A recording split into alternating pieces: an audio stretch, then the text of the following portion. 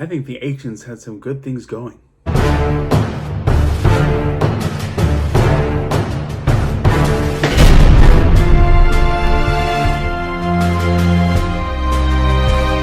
Welcome to my channel, KC. That's me, Carrie Chuck, the Sledge Storyteller. I love talking about storytelling, and it's an art form. It's many mediums and history. If you like this video, please click like. If you like this channel, please click subscribe. And while you're at it, make one more click of the notification button. Thank you. So here I am, continuing talk of public domain villains, spanning from ancient myths and folklore to modern media in any form, and anything that I can get my hands on that I can find out where I find strong storytelling potential. In Christian demonology, going back to, I believe, the 16th century, Furcus is played out as a knight of hell, a cruel old man riding a pale horse with a sharp weapon. He rules over 20 legions of spirits and is the only member of the Ars Goetia, which is a book of spells detailing demons, and he's recognized as a knight.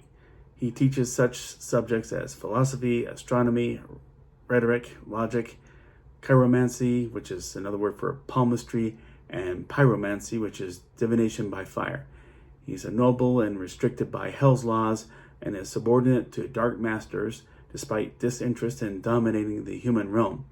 It is believed that his name was derived from the Latin furca, meaning fork, but the character lends himself to storytelling, tying himself to medieval Christianity folklore with contemporary references to it or involving interweaving eras of time. I do believe you can find some rich stuff to pull from there. Fuma Kotaro is the adopted name of the leader of the Fuma Ninja Clan during the Sengoku era of feudal Japan. It's a title passed down in clan leader succession. The most famous Kotaro was the fifth, and his clan performed under the later Hojo clan and specialized in guerrilla tactics, ambushing on horseback and attacking from the sea. They also implemented Rappa, a team consisting of pirates, burglars, and thieves to cause confusion on the enemy. Folklore and Asian popular culture often depict him as gruesome, a giant with inverted eyes, and frequently depict a rival between him and the samurai general Hattori Hanzo. His depiction is often more flamboyant and fantastical, sometimes even demonic, reflecting the literal meaning of his name, Wind Demon. But this readily lends itself to anime and ideally into a time-weaving saga in fantasy or sci-fi.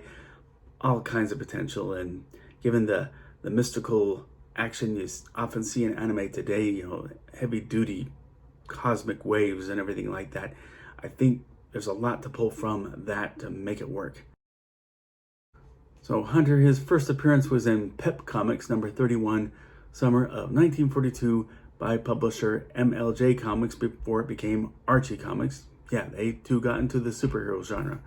He's created as a World War II villain, a hunter dispatched by the Nazis to track down MLJ's costume heroes, most notably the Hangman. He's a seasoned sleuth and a big game hunter, exhibiting both cleverness and brute strength, skilled with the sword, longbow, and assisted by his hunting dogs Bruno and Thor. But he works well with a new spin on the oft-adapted Most Dangerous Game story, and here we have an unpredictable adversary in the wilderness. Works on so many levels and has proven itself in many great stories, and I don't believe the well has run dry on making stories from that. So, Ibak first appeared in Captain Marvel Adventures number 8 in 1942 under Fawcett Publications. Here we have Stanley, nicknamed Stinky Print Whistle, a direct counterpart to Captain Marvel, only he becomes his supervillain entity upon saying Ibak. Print Whistle is transformed by green fire into Ibak, possessing from the evil spirits Ivan the Terrible, that's your I, Caesar Borgia, that's the B, Attila the Hun, that's the A, and Caligula, that's the C. But strange that we're talking just evil historical figures and not mythological. creator still gave him superhuman strength and stamina, saying "I back again" will transform him back into his mortal form. As a result, prevents him from saying his own name without losing his powers. We saw that in the Shazam movie, but not at the level of Black Adam.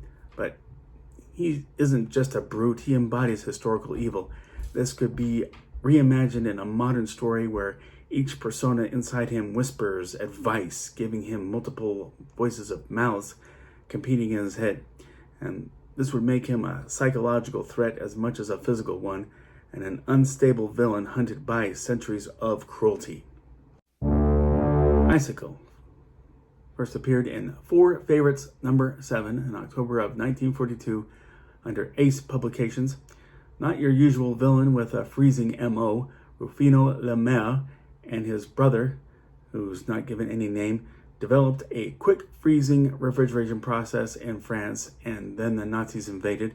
His brother escaped to America, but as did historically happen at times in Nazi-occupied France, Rufino joined the Nazis and weaponized his quick freezing technique to become the Icicle, which shot out lethal freezing gas from a tube connected to his wrist.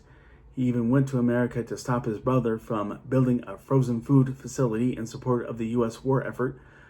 However, the hero Unknown Soldier accidentally kills him when the freezing tube is crushed while they're fighting, and Rufino is frozen solid. But the villain that goes turncoat when such actions can be favorable for sinister reasons has always had that unpredictable edge that effectively raises the stakes, and you can make it a period piece again in 1940s France or put him in the league with a modern terrorist group. It would be wise to just make up one for that scenario. Don't anger ISIS. But that's my new list of public domain villains that merit modern consideration. Agree, disagree, something I left out? Please let me know in the comment section. And a link to order Sledge, the miniseries, is in the link below. We're in both digital and paper format. Check it out. But I'll always say it, let's all look for civility amid any bad news or difficulties out there, social and political strife.